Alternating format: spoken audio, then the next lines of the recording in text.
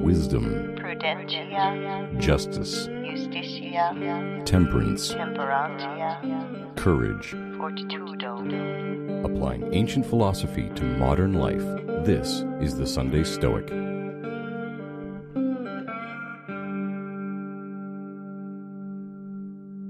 Welcome to the Sunday Stoic Podcast. This is Steve coming to you from Conway, Arkansas. I am sitting in my wife's car right now in the garage with the door down because the neighbors are having a camp out next door and they're being very, very loud. So to my patron, Polly, I apologize for not doing a porch cast. I know you like it when I sit on the porch and you hear the birds and all that good stuff. But right now you would just hear loud kids playing and a chainsaw running if I were to record outside. So I will do one of those episodes soon. My name is Steve, and this is a podcast about the ancient philosophy of Stoicism. And we've done over 140 of these episodes now.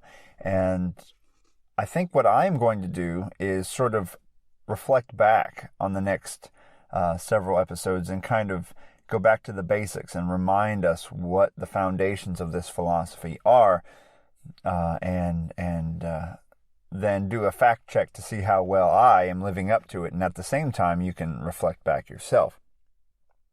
We will be having some guests on in the near future, so look forward to a few episodes coming up. I believe we'll be interviewing a few authors and a friend of mine who's a firefighter, a wildland firefighter, about leadership. So we're going to have a little bit of variety coming up as well. So this week, I just wanted to give you a chat about the application of Stoicism in my life. And I'm going to do an informal discussion about some ideas of Plato and how they relate to at least my take on Stoicism. So let's hear from the Meditations of Marcus Aurelius. But among the things readiest to hand to which you should turn, let there be these two.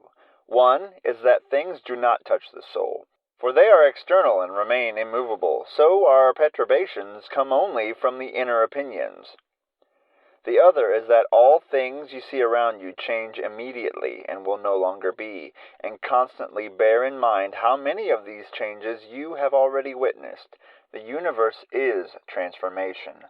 Life is opinion. Marcus is big on this idea of change and opinion. And everything you see around you is basically changing before your eyes. Your life. Look in the mirror. That's not the same person that was in the mirror yesterday. Definitely not the same person that was in the mirror 12 years ago, right? And so the universe is change. And opinion, life is opinion.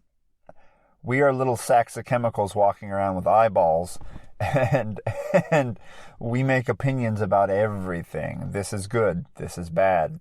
I am happy, and that is good. I am sad, and that is bad. And this is basically what the fuel of life often is. And as Stoics, we're trying to wedge some thought between the stimulus hitting our eyeballs and our judgments upon them.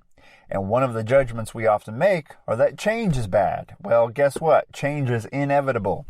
And I'll give you a couple of things that happened this week that I think Stoicism has helped me. I'm not saying I'm not perturbed a little bit, but I have been far less perturbed than I would have been in the past. Example number one. I opened up my guitar case. I bought a nice guitar a while ago. This is like Epictetus's lamp. Like, I shouldn't have bought a nice guitar. He had a nice lamp that was stolen, if you remember. We can cover this again in a future episode. But I have a nice guitar. I open the case. I take it out and I'm playing it. And I feel a little bump. And I'm like, oh, there must be something stuck to the neck. And I look and there's a ding in the neck. And I have no idea how it got there. So I have this really nice guitar with a little ding in it. It doesn't affect how it plays, but you feel it when you play a B flat chord. You feel it on your thumb. And I could literally lose sleep over something like that, since it was a nice guitar. It kind of makes you sick to your stomach for a moment when you first see it. Like, oh God, what the heck happened. And then, of course, I told a friend of mine, and he's like, well, it's your guitar now. It has a battle scar. It's yours. It's uniquely yours now. And I agree. I knew this would happen. If you have it and you play it and you use it, it will happen. But that first ding, kind of hits you in the gut. But I was able to move on pretty quickly. Then yesterday, my wife was backing out of a parking space and someone backed into the side of our car. And I wasn't there. I was already at a restaurant and I was going to meet my wife there, or she was going to meet me there. And she was really late and I thought maybe she went to the wrong restaurant. And then she pulled in and said, someone backed into the car. And in the past, I might have been mean. Like, what do you mean someone backed into the car? What did you do wrong? Why weren't you paying attention? Da, da, da, da, da, da. Or who is this person? But I won't say I wasn't a little bit perturbed, but I was able to say, okay, let's make sure to file a police report. Are you okay? Let's file a police report. Let's take care of what needs taken care of, and let's sit down and have dinner. And it was a little bit of a mess because she had to go fill out a police report during supper. So we didn't get to have the sit-down meal we had planned on. And the car's got a ding in the side that I have to figure out what we're going to do about. But being able to remind yourself that everything is in flux. One day this car, I'm actually sitting in the car that was dinged yesterday recording this podcast because it's quiet. My son's watching TV in the house. The neighbors are being noisy outside. But everything is in change. One day this car, hopefully an environmental friendly outcome happens one day, and this car is recycled into another car or into some other fixture in human society rather than rusting out in a junkyard somewhere. But this car will change. This car will move on. One day this car will be, who knows what shape it'll be in several billion years from now when the sun engulfs the earth and destroys it, right? One day everything will change. Life is change, and the universe is change, as Marcus says, and life is opinion. So that person dinging the car, that ding in the car, that ding in the guitar is not bad. It's my opinion that it's bad that is the problem. It just is. It's something I can choose. Instead of lamenting, I can choose to take action. I can have it fixed. I can choose to ignore it and say it's not that big a deal. I have options. I have choices ahead of me, and that's where the important thing in Stoicism lies. Not in losing my cool, in choosing not to lose my cool, and then choosing the most logical next option. What do I do now? I can't control that this happened, but what do I do now? And one thing I just wanted to talk about that I think we can relate back to this is something I don't think we've talked about on the podcast before, and that's the allegory of the cave that shows up in Plato's Republic. And I'm not gonna read it to you. I'm not gonna do a deeply philosophical like academic discussion here, but this, I think it kind of ties back into Marcus's idea that the universe is change and life is opinion. The idea is there are all these individuals in a cave, and they've never known any other situation. This is what they know. And they've always been seated in this cave, perhaps chained to a chair, let's say, facing the wall. And they can't turn their heads. They're just staring at this wall. And behind them is a fire.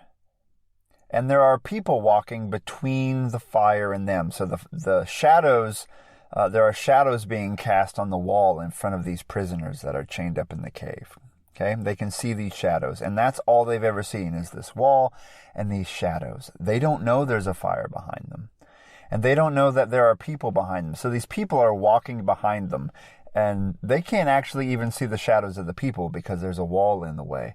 But the people walking behind them are carrying objects like statues of animals and statues of other people. And the statues are that are being carried above the heads of these people have their shadows cast on the wall. And so the prisoners only see these objects going by, and they think those objects, these shadows that they see, are reality. So they might see a triple-headed monster statue go by, and they think the shadow is reality, right? They don't realize that the shadow they are seeing is just a shadow, and it's a shadow of something that's not even real. It's a statue, right? And so they interpret these shadows in their own way. They probably have their own mythology about these shadows, an origin story. That's all they know are these shadows going by on the wall. Then one day, one of the prisoners gets loose, turns around, and rubs his eyes and says, "Whoa, what the heck am I seeing?" And then I think, I haven't even read the whole allegory lately, but he walks out of the cave, or is drug out of the cave by someone else, and sees the sun, right? And Plato goes into this idea of forms and all these things that I'm not going into today. We're just going to do a simple explanation of the story today. But he sees the world for what it really is, okay? Their eyes are opened. It's kind of like being a philosopher.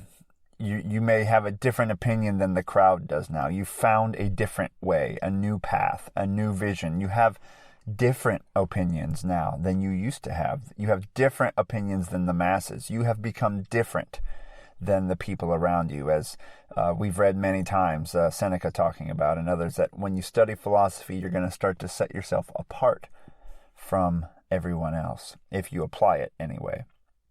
So this person comes back to the masses who are staring at the wall, that are chained to their seats, and says, "I can free you. You have no idea. The world is so much bigger and more beautiful than you ever imagined. What we're seeing is just an illusion here. These are shadows, and there's a whole real world behind us." And the people chained up are like, "What are you talking about? You're out of your mind. You have no idea what you're talking. You've gone nuts." And if they could get loose and grab this messenger, they would kill him because they think he's a heretic, right? They're talking of a new way, a unimaginable way of life that's right behind these people, but they can't see it because life is opinion. Life is an illusion, essentially. And that's something we have to chew on a little bit. How much of what we assume is reality is our own self-made illusion, this cave that we're chained in, and we don't have the ability or the courage to turn around and think differently.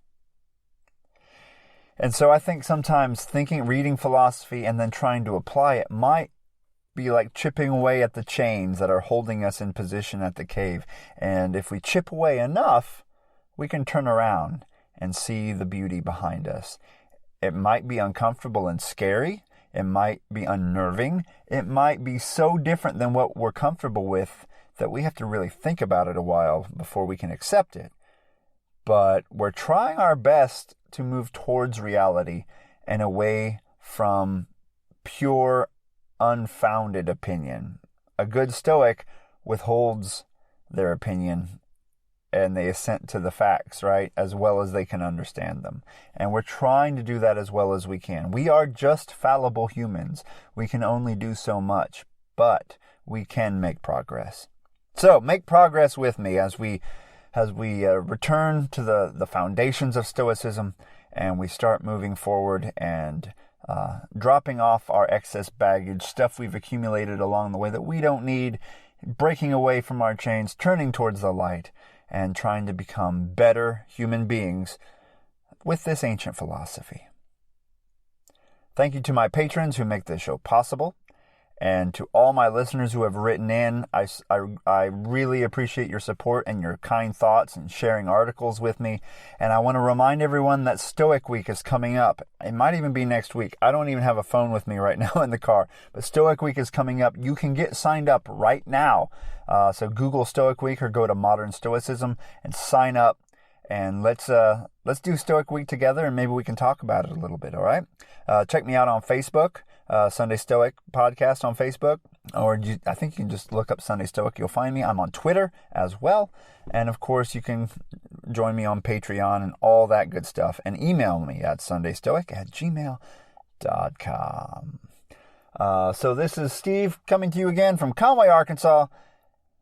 Hope the weather's good where you are. Just cooled off here. I'm going to enjoy this weekend and spend some time with my family. So seize the day. Carpe diem. Thank you for listening to The Sunday Stoic. If you enjoyed the show, please subscribe, rate, and review The Sunday Stoic on iTunes. Become a member of the Sunday Stoic team, earn rewards, and be an integral part of the show by becoming a patron at www.patreon.com/SundayStoic. Contact the show by emailing sundaystoic@gmail.com or by leaving a voicemail at 501-503-3132. To find out more, visit www.sundaystoicpodcast.com. And as Steve always says, carpe diem.